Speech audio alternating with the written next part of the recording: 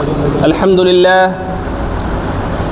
لله رب العالمين والصلاة والسلام على سيد الأنبياء والمرسلين محمد وآله وصحبه أجمعين ومن تبعهم بإحسان ودعا بدعوتهم إلى يوم الدين. أما بعد فأعوذ بالله من الشيطان الرجيم. بسم الله الرحمن الرحيم. أفحسب الذين كفروا أن يتخذوا عبادي من دوني أولياء إنا أعتدنا جهنم للكافرين نزلا. صدق الله العظيم. رب اشرح لي صدري ويسر لي أمري واحلل عقدة من لساني يفقهوا قولي. سبحانك لا علم لنا إلا ما علمتنا إنك أنت العليم الحكيم. پچھلے رکوع میں آپ حضرات نے یاجوج ماجوج کے تعلق سے بات پڑھی تھی، بلکہ صحیح ترین بات یہ ہوگی کہ ذوالقرنین جو بادشاہ تھے، ایک منصف اور صالح بادشاہ، ان کے سفر کے تعلق سے آپ نے باتیں جانی تھیں. اب یہاں پر یہ جو آخری رکوع آ رہا ہے، اس رکوع کے اندر جو مضمون آ رہا ہے آپ ملاحظہ فرمائیں. افحسب الذین کفروا، کیا گمان کر رکھا ہے، کیا سوچ رکھا ہے ان لوگوں نے جنہوں نے کفر کیا، ان یتخذوا عبادی من دونی اولیاء، کہ وہ مجھے چھوڑ کر میرے بندوں کو کارساز بنا لے. کیا یہ خیال ہے ان لوگوں کا جن لوگوں نے کفر کیا کہ مجھے چھوڑ کر میرے بندوں کو کارساز بنا لیں؟ کارساز مطلب کام بنانے والا. کام بنانے والا صرف اللہ ہے. اللہ کے جتنے بھی بندے ہیں، چاہے وہ نیک ہوں چاہے وہ بد ہوں، صالح ہوں یا طالح ہوں، تمام کے تمام بندوں میں سے کوئی یہ طاقت نہیں رکھتا کہ وہ کارساز بن سکے. آئی بات سمجھ میں؟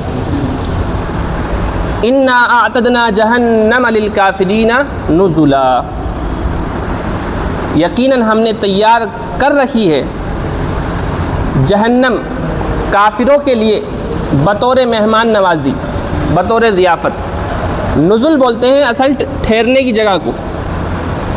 مہمان نوازی کے لیے جو کھانا پیش کیا جاتا ہے اس کو بھی نزل بول دیا جاتا ہے. ٹھہرنے کے لیے کیونکہ مہمان کے بندوبست کیا جاتا ہے اس لیے اس کو بھی نزل بولا جاتا ہے، منزل کے معنی میں. ٹھیک ہے، کہ ضیافت کے طور پر ہم نے کافروں کے لیے جہنم کو تیار کیا. قل هل ننبئکم بالاخسرین اعمالا، آپ کہہ دیجئے، یعنی آپ پوچھئے، کہیے، هل ننبئکم بالاخسرین اعمالا، کیا ہم تمہیں بتائیں ان لوگوں کے بارے میں جو اعمال کے اعتبار سے سب سے زیادہ گھاٹے اور نقصان میں ہیں؟ کیا ہم تمہیں بتائیں ان لوگوں کے بارے میں جو لوگ نقصان گھاٹے کے اعتبار سے سب سے زیادہ ہیں، یعنی سب سے زیادہ گھاٹا اٹھانے والے کون لوگ ہیں؟ کیا ہم بتائیں ان کے بارے میں؟ الذین ضل سعیہم فی الحیات الدنیا، یہ وہ لوگ ہیں جن کی کوشش ضائع ہو گئی، گم ہو گئی دنیاوی زندگی میں. وہم یحسبون انہم یحسنون صنعا، اور وہ یہ سمجھتے رہے کہ وہ نیک کام کر رہے ہیں، اچھا کام کر رہے ہیں. ضل سعیہم فی الحیات الدنیا وہم یحسبون انہم یحسنون صنعا، یعنی جو انسان دنیا کے اندر رہتے ہوئے ایمان سے خالی ہے، صالح خالص نیت سے خالی ہے، اس شخص کا جو عمل ہوتا ہے اس کا کوئی وزن نہیں ہوتا. ابھی آگے یہ بات بھی آئے گی، سمجھ میں آئی بات؟ اللہ تعالیٰ کو صرف وہی عمل مطلوب ہے اور وہی عمل اللہ کے نزدیک مقبول ہے جو خالص اللہ ہی کے لیے کیا جائے. اس کے علاوہ کوئی اور اس کے اندر اگر نیت ہوگی تو وہ اللہ کے نزدیک قابل قبول عمل نہیں ہے. آئی بات سمجھ میں؟ ایک بات اور جان لیجئے، یہ تو ہو گئی اخلاص کے تعلق سے بات کہ انسان کے پاس ایمان بھی ہے، مسلمان بھی ہے، لیکن عمل میں اخلاص نہیں ہے۔ اب ایک اور بات جان لیجئے کہ اس آیت سے وہ لوگ بھی مراد ہیں، وہ کفار جن کے پاس ایمان ہی نہیں ہے لیکن وہ دنیا کے اندر کئی نیک کام کرتے ہیں، NGOs چلاتے ہیں، یتیم خانوں کو وہ لوگ ڈونیشن دیتے ہیں، بیواؤں کی وہ لوگ کفالت کرتے ہیں، پرندوں کو وہ دانہ ڈالتے ہیں، مچھلیوں کو وہ آٹا ڈالتے ہیں، اور ہر جو یتیم ہے، جو بےکس ہے، غریب ہے، مجبور ہے، بھوکا ہے یا ننگا ہے، ان سب کے لیے وہ خیرخواہی کرتے ہیں، ان کو کھانا کھلاتے ہیں، ان کو پہننے کے لیے دیتے ہیں۔ لیکن ان سب کا جتنا بھی عمل ہے، جتنے بھی ان کے اعمال ہیں، یہ سب کے سب زیرو سے ملٹیپلائی ہو جاتے ہیں۔ بھائی آپ کتنی بھی بڑی عدد کو اگر زیرو سے ملٹیپلائی کریں گے تو نتیجہ کیا آئے گا؟ زیرو آئے گا۔ تو ایمان جو ہوتا ہے، ایمان کے بغیر کوئی عمل اللہ کے نزدیک قابل قبول نہیں، بلکہ ایمان کے بعد میں بھی اخلاص بھی ضروری ہے۔ اسی وجہ سے حدیث شریف میں ایمان اور اخلاص کو بہت جوڑ کر بتایا گیا ہے۔ حضور پاک علیہ الصلوۃ والسلام نے ایک حدیث میں فرمایا کہ ایمان وہ اخلاص ہے، اور فرمایا اخلاص ہی ایمان ہے۔ ایمان اخلاص ہے اور اخلاص ہی ایمان ہے، دونوں کا بہت آپس میں گٹھ جوڑ ہے، ٹھیک ہے۔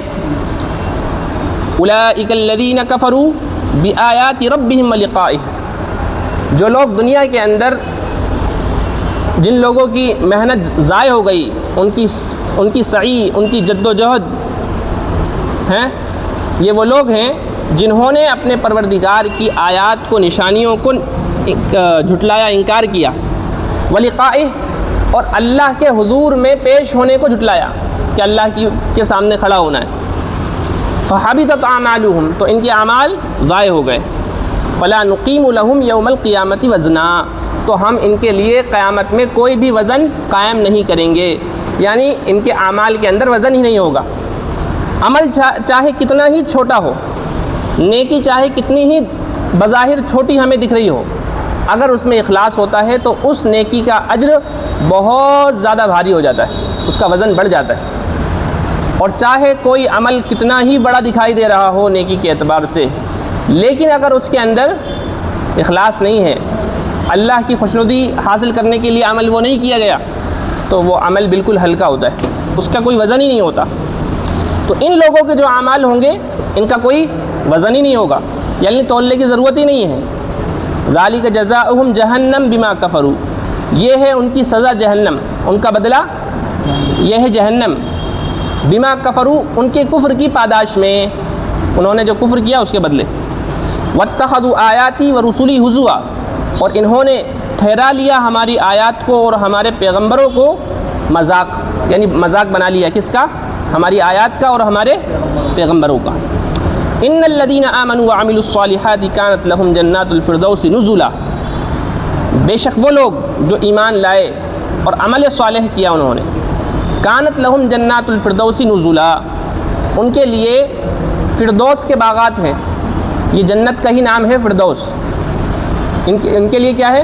فردوس کے باغات ہیں، نزلا ضیافت کے طور پر، مہمان نوازی کے طور پر، یعنی ایمان، ابھی آپ کو اوپر بتایا تھا ایمان ہی اخلاص ہے اور اخلاص ہی ایمان ہے، یعنی جب بھی بولا جائے گا ایمان کے ساتھ عمل صالح، یعنی اللہ کو حاضر ناظر سمجھتے ہوئے استحضار نیت کے ساتھ، اللہ کی ذات پر توکل کے ساتھ جو نیک عمل ہوتا ہے اس کا وزن ہوتا ہے۔ تو ایسے لوگوں کے لیے جنت اللہ نے تیار کر رکھی ہے بطور مہمان خانہ، گیسٹ ہاؤس ہیں، وہاں پر رہیں گے، خالدین فیہا لا یبغون عنہا حولا۔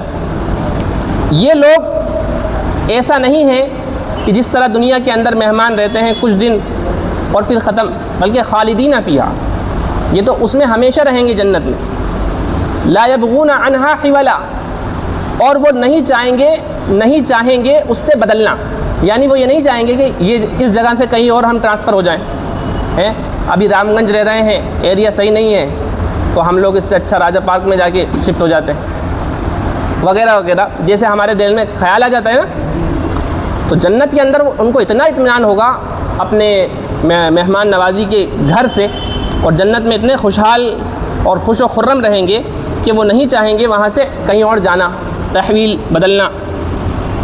قُل لَوْ كَانَ الْبَحْرُ مِدَادًا لِكَلِمَاتِ رَبِّي، آپ کہہ دیجئے کہ اگر سمندر ہو جائے سیاہی میرے رب کے کلمات کے لیے، یعنی اللہ کی مدح کے لیے، اللہ کی باتوں کو لکھنے کے لیے، یعنی ان کلمات کو لکھنے کے لیے جن کلمات کے ذریعے سے اللہ کی تعریف کی جائے، اگر سمندر کی سیاہی بن جائے میرے پروردگار کی تعریف کے کلمات لکھنے کے لیے، لنفد البحر، تو کیا ہو، سمندر ختم ہو جائے، نفدہ ختم ہونا، قبل ان تنفد کلمات ربی، میرے رب کے کلمات کے ختم ہونے سے پہلے سمندر ختم ہو جائیں گے ہیں۔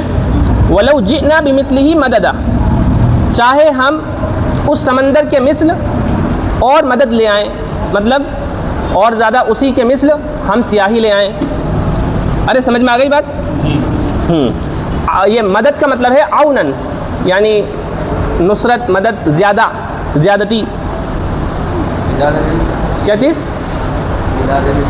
مداد یعنی سیاہی، اور مدد مطلب مدد جو بولتے ہیں ہم اردو میں بھی بولتے ہیں مدد، یعنی اگر اسی کے مثل، اسی سمندر کے مثل ایک اور سمندر مدد کے طور پر، اضافے کے طور پر ہم لے آئیں، تب بھی کیا ہوگا، اللہ کے تعریف کے جو کلمات ہیں وہ ختم نہ ہوں گے۔ ٹھیک ہے؟ قل انما انا بشر، آپ کہہ دیجئے کہ یقیناً میں ایک انسان ہوں، مثلکم، تمہاری ہی طرح، یوحا الیہ انما الہکم الہ واحد، میری طرف وحی کی جاتی ہے کہ جزی نیز کے، اس کے علاوہ اور کوئی بات نہیں ہے کہ تمہارا معبود وہ ایک ہی ہے۔ فمن کان یرجو لقاء ربہ فلیعمل عملا صالحا ولا یشرک بعبادۃ ربہ احدا، چنانچہ تم میں سے جو اپنے رب کے حضور میں حاضری کا یقین رکھتا ہے، یہاں پر یرجو کا مطلب یقین رکھنا، تو ایسے شخص کے لیے یہی بات مناسب ہے کہ وہ نیک عمل کرتا چلا جائے، ولا یشرک بعبادۃ ربہ احدا، اور اپنے پروردگار کی عبادت میں کسی کو شریک نہ ٹھہرائے۔